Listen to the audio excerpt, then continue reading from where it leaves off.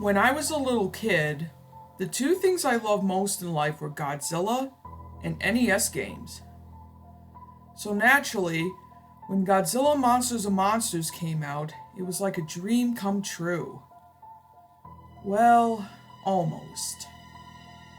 To sum it up, most of the game revolved around getting through very repetitive outer space levels while smashing up tanks and jets and then fighting against Godzilla's monster enemies. Overall, it was pretty mediocre, but back then, I didn't care.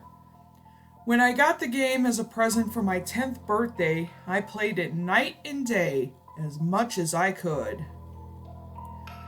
Unfortunately, I had traded the game for Amagon a year later, much to my regret when I found out what that game was like. Recently, I had brought a new NES system, and through a lot of hunting and asking around, my friend Billy finally managed to find a copy of Godzilla Monsters of Monsters. I was pumped to play my favorite childhood game.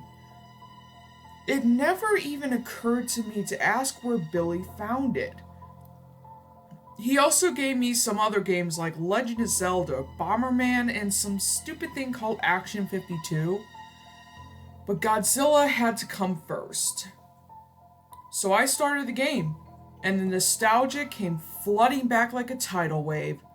Godzilla's 8-beat theme song flooded proudly through the speakers, and I was soon grinning like an idiot.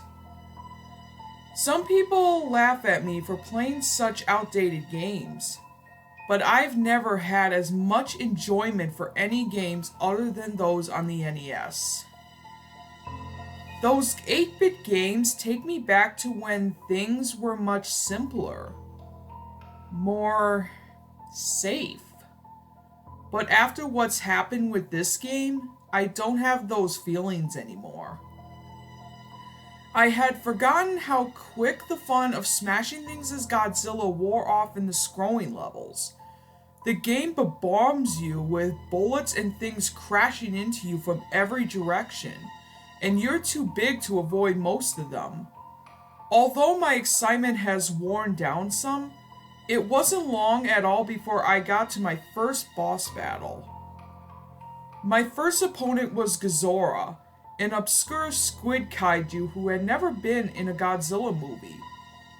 The most annoying thing about fighting Godzilla is that he always backs you into a corner and starts smacking you with his tentacles, and you're unable to move until he gets off of you.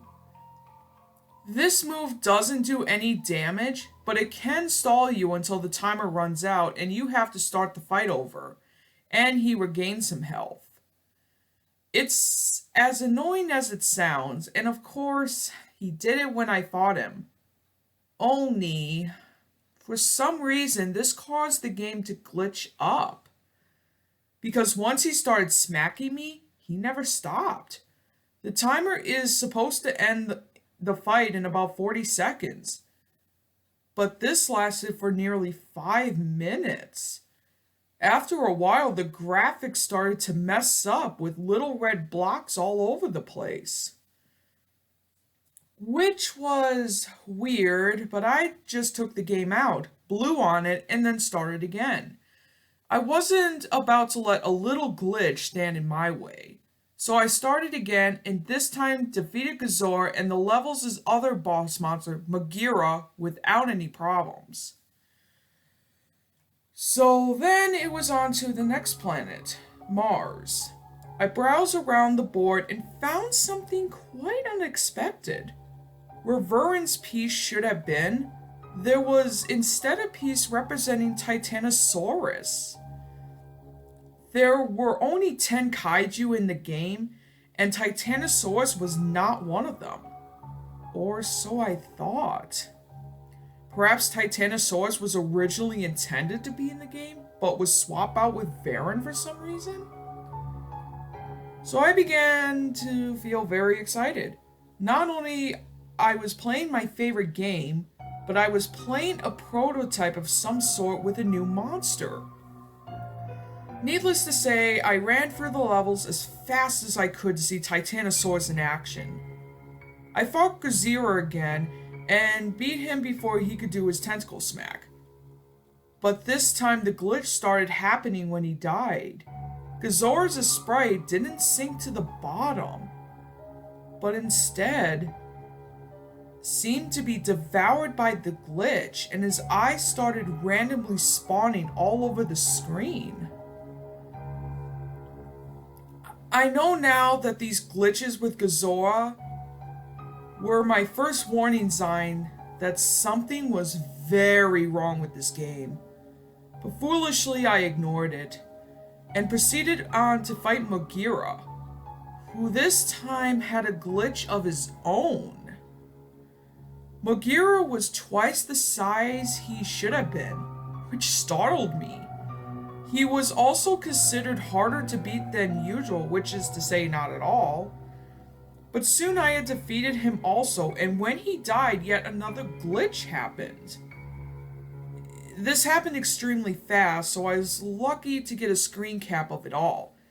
But what happened was that the giant Mogira sprite started to shatter and melt. Also, if you look at the garbled text at the right corner of the screen, you'll notice what appears to be a bird in a cage. I still have no idea what that meant.